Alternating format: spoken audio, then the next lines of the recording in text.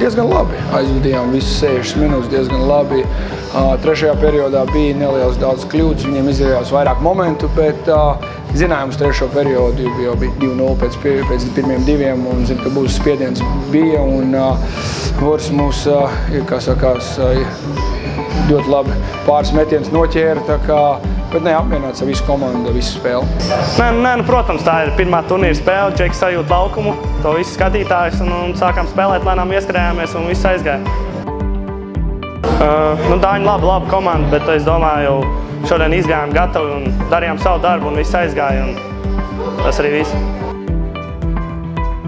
Ne, īpaši neko nepašteicu. Atkal sakot, gaidīju vairāk no viņiem, jā.